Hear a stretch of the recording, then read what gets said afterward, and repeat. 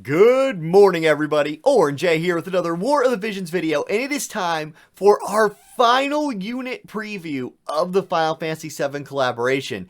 And I would say we saved the best for last, but I don't know that that's true. This is Barrett's preview video, and he has gotten a little bit of he has some haters out there, I'll say.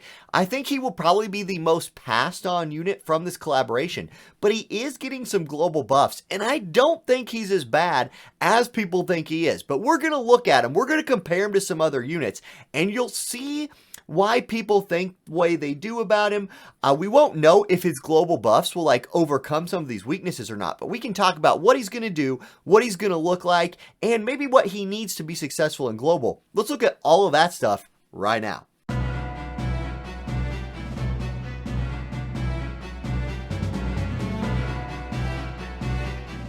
Okay, let's start things off by reminding you about my Amazon coin affiliate link. Yeah, I'm not going to do it like that. But hey, if you do want some Vizior and you want to support the channel, using my Amazon coin affiliate link really does hook me up and it saves you on Viz. That's out of the way. Let's talk about Barrett.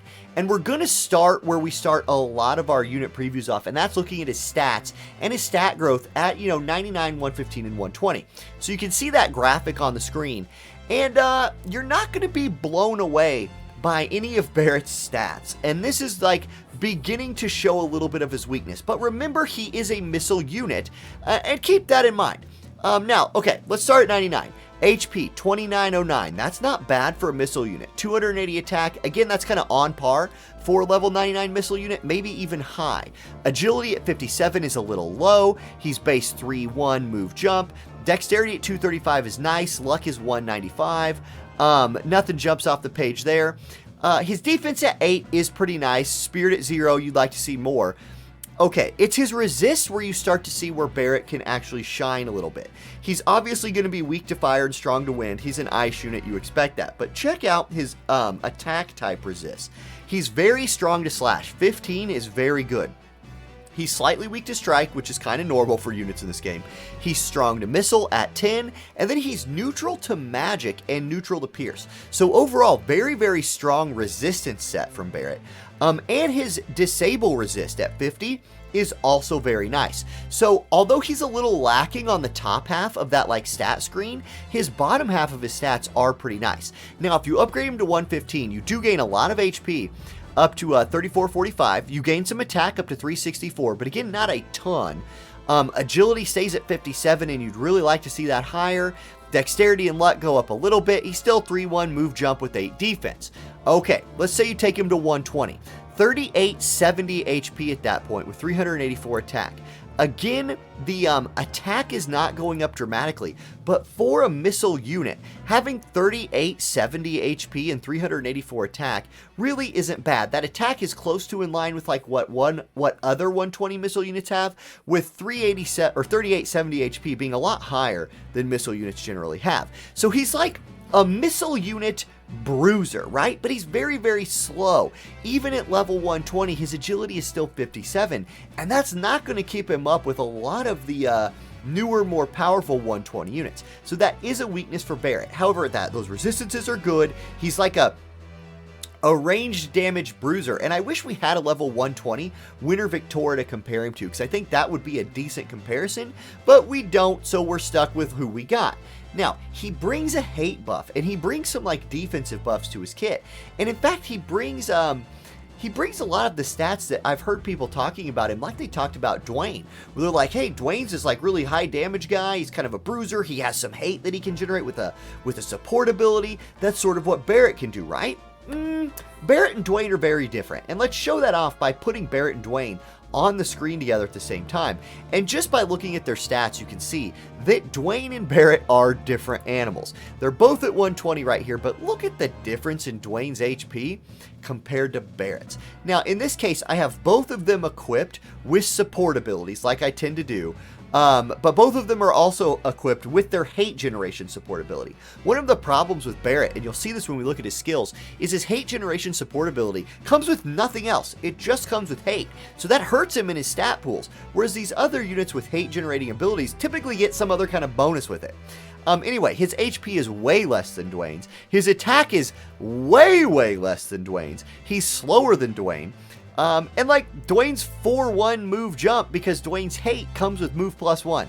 So like if you're talking about trying to make Barrett sort of a tank, maybe a resistance tank if you're building like total anti-slash, but Dwayne is going to be a much better tank and a much better like, I feel like Dwayne just fills that role better than Barrett does.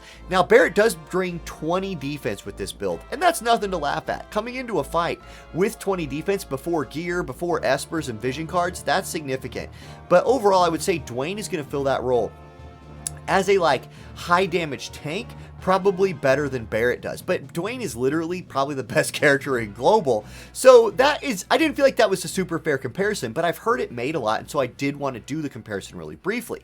I think maybe a more useful comparison is to compare Barrett to another 120 missile unit. So I also prepared a little infograph here of Frederica and Barrett. So when we're looking at this infograph, a couple things will jump straight off the screen.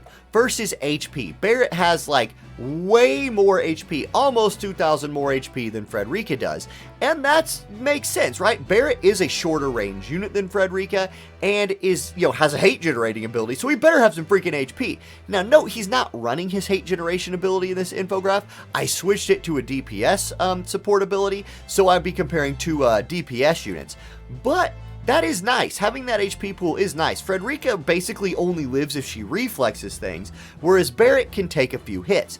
Attack-wise, Barrett does have more attack than Fred. That's nice. But then we get to agility. And yes, 57 agility sucks on a DPS unit, and Frederica has way more, 68. So that's just going to make her do more damage in the fact that she's going to get more turns than Barrett is. But okay, they're both 3-1 move jump. Freddy has way more dexterity than Barrett does, so like more crits, that's going to be great. But then let's look at those resistances, specifically slash resist. There are a ton of slashing units in this game, and Frederica is just clearly not meant to ever be close to anybody. Barrett, if he's close to people and they're slashers, has 20 defense and 15 slash resist with this build, just like before gear or anything else. Whereas Frederica has 0 defense and negative 15 slash resist, so she's going to get eaten alive by a slashing unit if they can close the gap on her. I think that really kind of seals it right there, right? Barrett meant to get close to people, put out a bunch of damage, and then finish them off with maybe his sub job like striking fists or his really close range gun abilities, where Frederica is meant to stay back, do damage from afar, she's faster, and then by looking at this stat comparison there, you can just sort of see, or get a sense at least I hope, for where Barrett's stats fit into the game. Now, are his stats like super good? No, they don't like blow you away like Cloud's attack does, right? Or like Aerith's magic and potential to heal. But you can at least see what they want you to do with Barrett or where he's meant to fit. Now we'll finish that story by looking at his skills, and then we'll have I think a better idea if he's going to be good or bad. And just like always, before we get to the skills, let's look at his TMR and his master ability. His TMR is another cloth armor. This one has a lot of HP at 524 with 10 defense and 10 crit avoid. Like, again, the stat line for armor TMRs is typically pretty bad. This one follows suit. The HP and defense isn't terrible, but it's just not the stats that you're going to get from like an MR crafted piece of armor. Now, the skill on it, in this case, I also don't love. It is a critical rate buff plus 30 for 3 turns for yourself, and a critical evasion plus 30 for 3 turns for yourself. I don't love crit in this game. I think a lot of people don't necessarily understand that crit in this game is not as powerful as it is in a lot of other games. So I don't love this TMR. I don't think you should take Barrett to 99 just for this. His master ability gives the basic stuff we expect with ice, HP, and attack up, really nice. And then HP plus 10% and defense pin plus 15. This is a very nice master ability. So, okay, let's look at his skills though, and let's start with his support skills. Now we're going to tell the story of what this dude can do. I want to point out straight away, here's his hate buff, right? Prepared to carry everything, or at least that's what it is on the JP translation.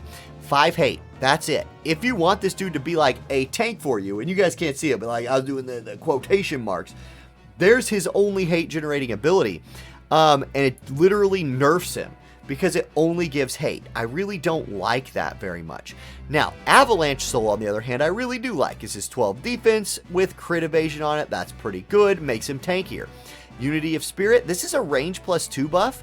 And I like that. Barrett is pretty short range in general, so you might consider this on some maps.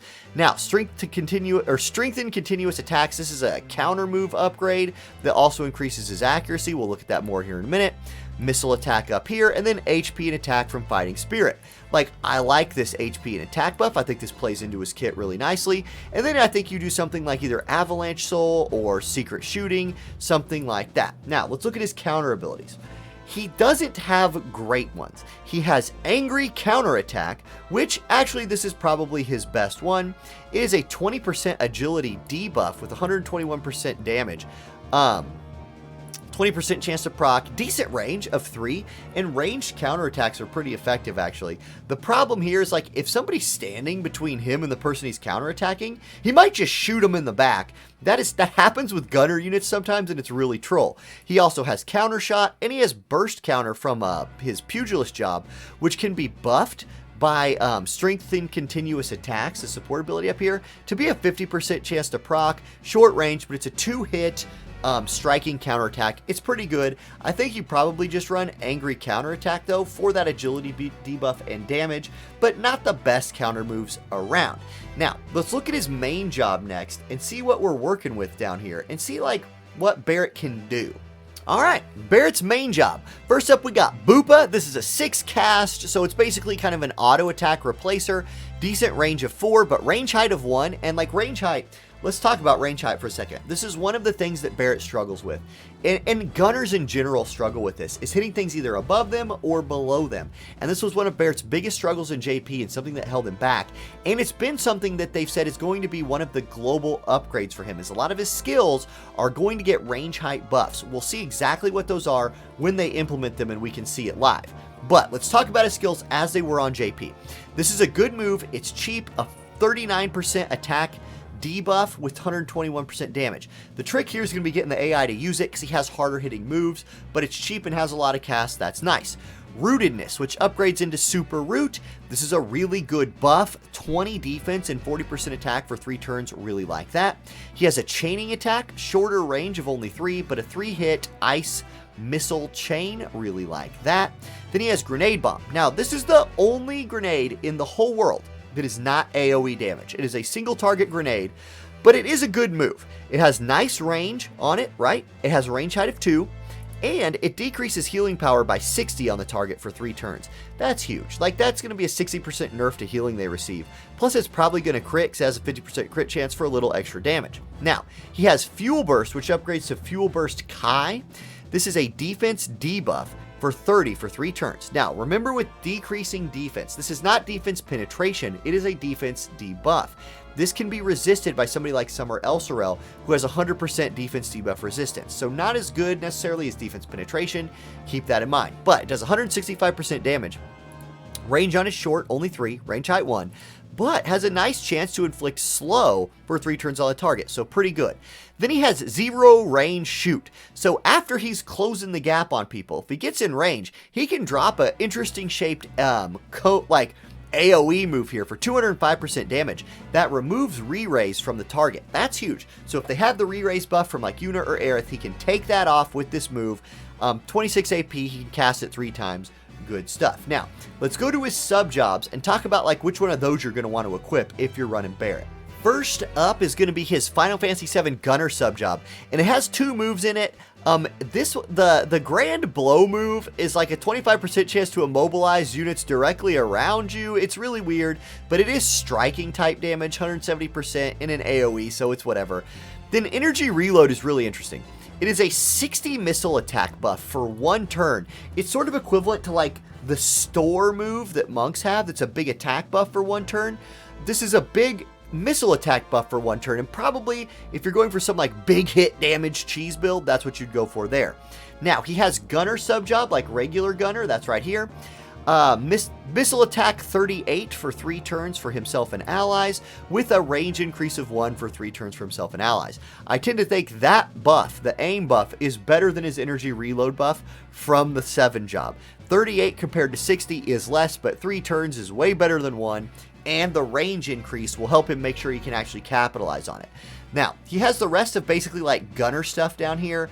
He has a crit buff, he has some better range. I think the best move that he has in his gunner kit is probably arm shot, right? 25% chance to disable, 200% damage with good range. But notice the range height of 0. You must be on the exact same plane for him to hit with this move. It's one of his longest range moves, but he's got to be standing literally like flat ground with the target. There it is. Now, he also has access to Pugilist. This gives him a second damage type, and it's striking, which is one of the best second damage types in the game. It also gives him access to another defense and HP buff if you want him to be a little bit more bruisery. Now, understand that that defense buff will not stack with the defense buff from his main job, but it also comes with an HP buff, so pick whichever one you want. Now, he has Heartbreak. This is an attack debuff on the target that does nice striking damage. He has, it's called Rakshakong on here. It's the one where you teleport right next to the unit and punch him in the face. He has Qigong, which is a heal. Probably won't use that. And then the Height of Martial Arts. This is a strike attack buff for himself and his allies with 20 defense pin, which is pretty nice. Now, his Limit Break that you see on the bottom has a good range to it of 5.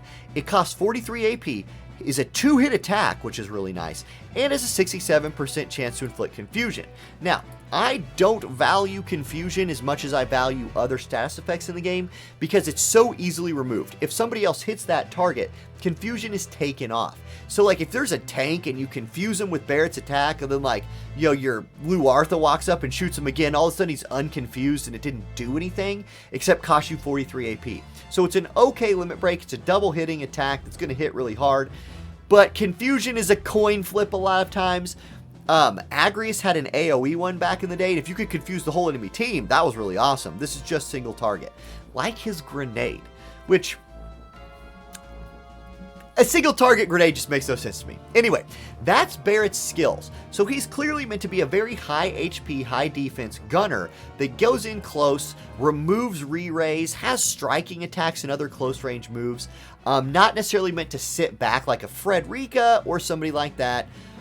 He has some chaining moves. I think if in the right situation with a good ice team, with the right vision cards and stuff equipped, I think he could be very strong. However, if he doesn't get some nice global buffs, I think he will definitely be the weakest of the Final Fantasy VII units, and the one most people will skip. I am not going to skip him. I did so, like my cloud pulls and my Tifa vision card pulls like cost me literally $0. I had money set aside to spend on this event. I'm going to spend it now on these new two. Sounds like a Disney show about some kid superhero. Whew. On these next 2 collaboration units, and I'm going to do another Pull Wars, I think, with Barrett. And I think I'm going to do that against, I don't know. I told several people I'd think about it. I think I'm going to do a Pull Wars for Barrett. It might happen on Thursday instead of Wednesday. I don't think I could do 2 Pull Wars in the same day, you guys. That's too much. So, look forward to that. Now, if you need to buy his pack, the $40 pack, and you're working on Barrett or Aerith, I mentioned this in the Aerith video. I'm going to link the way you can save $5 on there by buying it through the Amazon store. And that's it. That's the video, you guys. Thank you for watching. If you liked the video or it was useful, please thumbs up and subscribe. Like, I looked at my analytics, and I think like 60% of the people who watch my videos are not subbed. And I'm like, oh, okay. I don't care. Honestly, like, really honestly, whether you sub or not does not affect like how good my channel does at all, but I would like to hit 10k subs so I could sell some cool Church of Eileen merchandise. We're like at 8.2 or something. That last push to 10k would be sweet. We'll see. Thank you guys for watching. That is, watching the video is the most important thing. So I'll catch you all in the next one. Peace.